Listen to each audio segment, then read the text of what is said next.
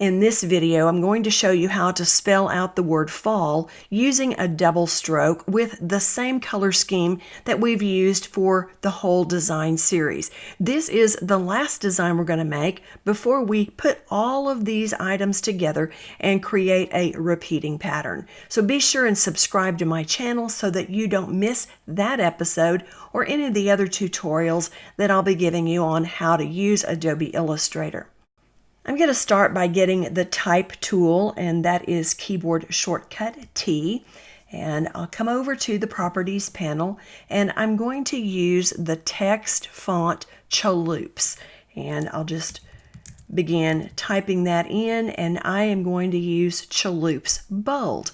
I already have this active in my font library, although it does not come as a default font.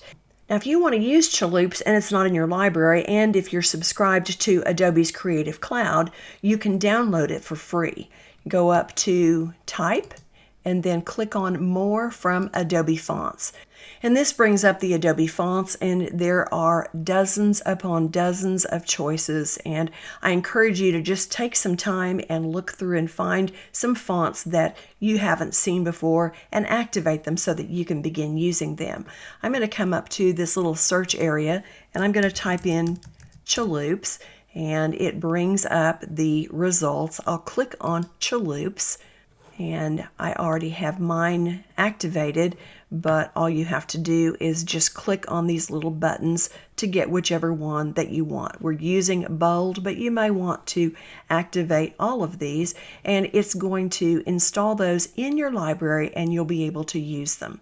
So I'm going to exit out of this, and now I'm going to make a change here with the size. I'm going to change this to 125 points, and then I'll just press my return key, and now I can click on the artboard, and let's get the selection tool and move this where we can see it.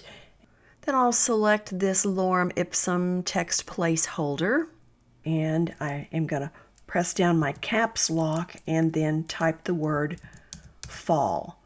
And I'll get the selection tool again, and I'm going to come over to the Properties panel, and under Quick Actions, I'm going to click on Create Outlines.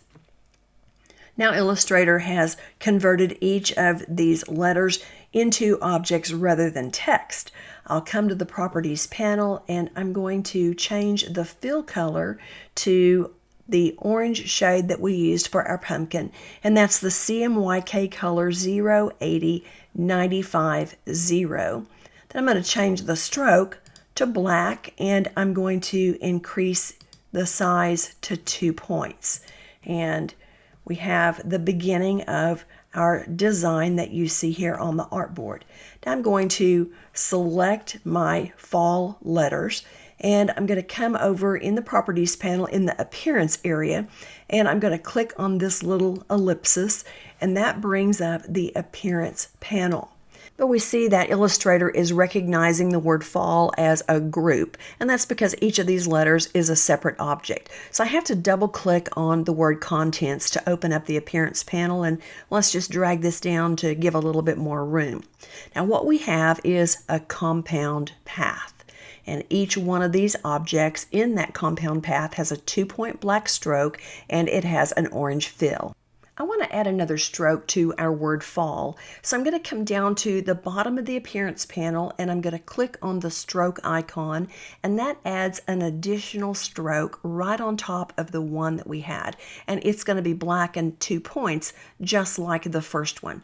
Well, I'm going to click on the bottom one, and I'm going to change the color to the light green CMYK color 035-85-0 that we've used in previous videos.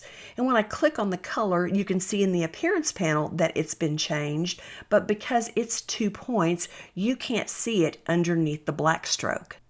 So I'm going to change the weight of this bottom stroke to 8 points, and now you're going to be able to see it on both sides of the black stroke. And that is all it takes to make this design. In the next video, I'm going to take all of the clip art that we have created in this fall design series and use it to make a seamless repeating pattern that you can use for a multitude of projects. This is a tutorial you don't want to miss.